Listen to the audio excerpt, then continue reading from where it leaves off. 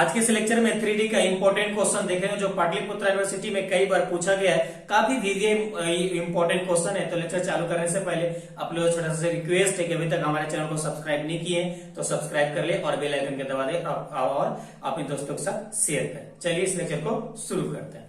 देखिए आज का जो हम लोग का क्वेश्चन है स्फीयर से क्वेश्चन है। स्फीयर से क्वेश्चन इस प्रकार का क्वेश्चन काफी दे दिए है, कई बार देखा गया इस प्रकार क्वेश्चन पूछा जाता है पाटलिपुत्र यूनिवर्सिटी में। तो चलिए हम लोग क्वेश्चन है find the equation of the sphere which passing through the 4 points 0, 0, 0, 0 और दूसरा पॉइंट है a, 0, 0 और तीसरा पॉइंट है 0, b, 0 और फोर्थ पॉइंट है 0, 0, c और आपको and find the centre and radius, यानी आपको इक्वेशन ऑफ द स्फीयर भी निकालना है और आपको सेंटर भी निकालना है और रेडियस भी निकालना है। तो चलिए इस क्वेश्चन को सॉल्व करते हैं। कैसे सॉल्व करेंगे? सबसे पहले तो हम लोग गिवन लिखेंगे। तो हम लोग को गिवन क्या दे रखा है? गिवन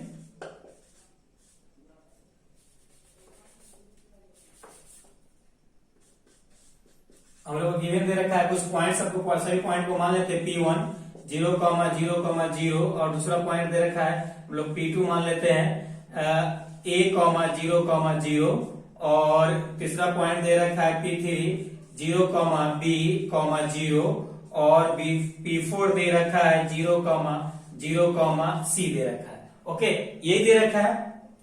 चलिए उसके बाद अब हम लोग क्या करेंगे? नाउ लेट मान लेंगे equation of the sphere. Late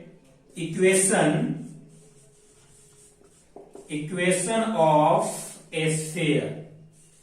क्या? Equation of sphere.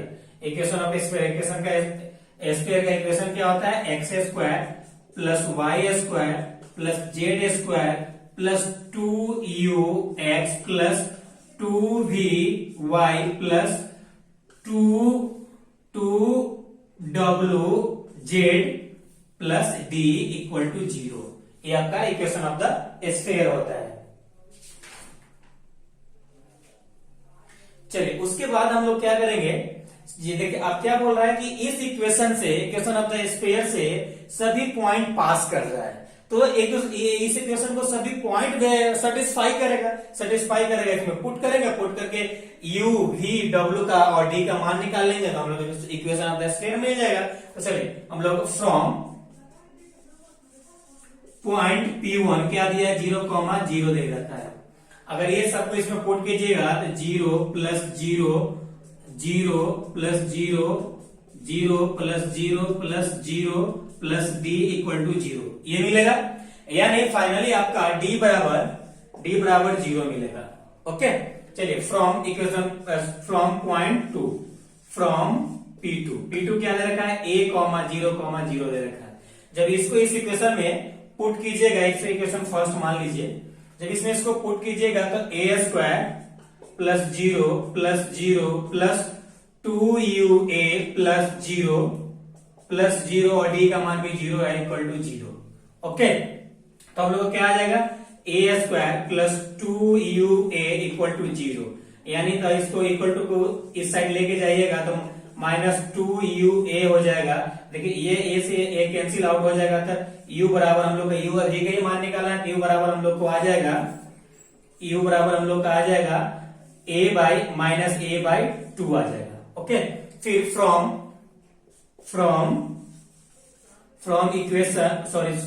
Point 3 from P3 point यानी 0, b, 0 यही है। जब इसको इसमें पुट कीजिएगा तो क्या आ जाएगा? 0 plus b square plus 0 plus 0 plus 2b plus 0 plus 0 equal to 0। Okay, तो जब इसको आप तो क्या आ जाएगा आपका? b square plus 2b into b equal to 0। अब यहां से v की मान हम लोग निकालेंगे। v का मान इधर निकाल लेते हैं। चलिए तो v का मान निकालिएगा, इक्वल टू को वो साइड लेके जाइएगा तो क्या आ जाएगा? Minus 2vb। तो ये b से b कैंसिल आउट हो जाएगा तो v इक्वल टू क्या आ जाएगा? Minus b by 2। अब फाइनली हम लोग का पॉइंट 4 बचा है। 4 पॉइंट को इस प्रकार से पुट करेंगे और w का मान निकालेंगे। चलिए अपना नोट डाउन कीजिए, फिर नेक्स्ट देखते हैं। हम लोग आगे सॉल्व करते हैं। तो हम लोग क्या v का मान निकाले, w का मान निकाले, यानी from point P4। From P4 क्या है 0,0,C है।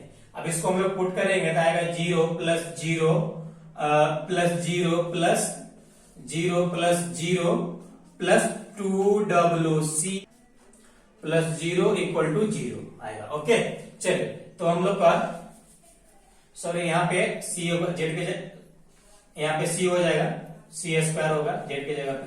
चलिए, तो हम लोग का क्या आएगा C² plus 2WC equal to 0 आ जाएगा।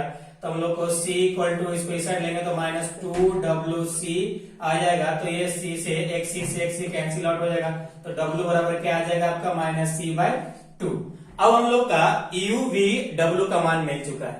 तो यहां से हम लोग क्या इक्वेशन ऑफ द स्फीयर निकालना था। इक्वेशन ऑफ द स्फीयर हम लोग क्या होता है फ्रॉम इक्वेशन फर्स्ट क्या माने थे x² plus y² plus z² plus 2ux plus 2vy plus 2wz plus d equal to 0 आया था। यही था इक्वेशन हम लोग को, इसको फिर से लिख देते हैं। यही था इक्वेशन हम लोग को।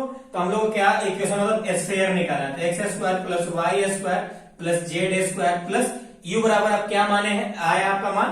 तो u बराबर हम लोग को -2 इंटू -a/2 आया है इंटू x, ये आया है।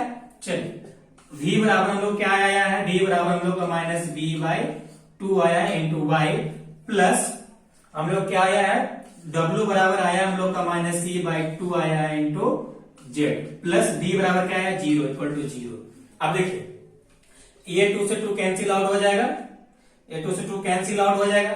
तो चलिए क्या मिल जाएगा आपको फाइनली हम लोग का जो इक्वेशन मिलेगा इक्वेशन ऑफ द स्फीयर, तो x² y² z² और यहाँ पे -ax -by और -cz इक्वल टू 0, ये आपका इक्वेशन ऑफ द स्फीयर हो गया। अब हम लोग आगे निकालेंगे सेंटर और रेडियस निकालेंगे, तो इतना नोट डाउन कीजिए और फिर आगे सॉल्व करते हैं। चलिए इस क्वेश्चन को और आगे सॉल्व करते हैं। हम लोग को इक्वेशन फाइंड करने के साथ साथ सेंटर और रेडियस फाइंड करना था। तो हम लोग सेंटर पहले निकालेंगे। तो सेंटर बराबर स्फीयर का सेंटर बराबर फॉर्मूला होता है -u -v और -w होता है। ओके, तो हम लोग को u और v w का मान आ चुका है। क्या आया हम लोग का सब नेगेटिव में आया है।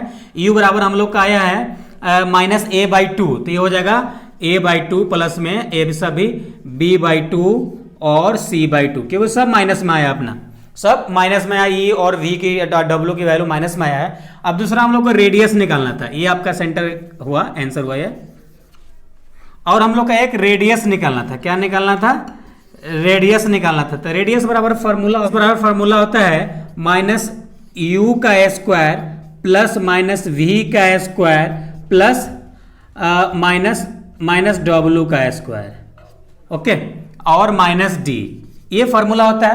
तो हम लोग का जो भी सब मान आया इसमें पुट कर देंगे। तो u बराबर हम लोग को मान क्या आया आपको मालूम है, माइनस प्लस हो जाएगा, -a/2 आया है। तो इसमें माइनस उसमें माइनस तो प्लस हो जाएगा a² और b/2 का स्क्वायर प्लस c/2 का स्क्वायर।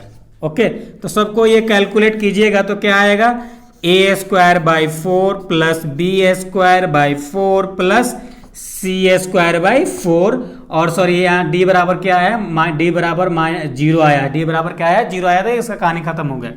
चलिए अब सबको कॉमन लीजिएगा तो 1/4 का वर्गमूल क्या होता है 2। तो ये आपका √ a² plus b² plus c²। Okay, तो ये आपका आंसर हो जाएगा, इसका रेडियस हो जाएगा। ओके, स्फीयर का रेडियस हो जाएगा। तो आई होप ये लेक्चर आपको समझ में आ गया होगा।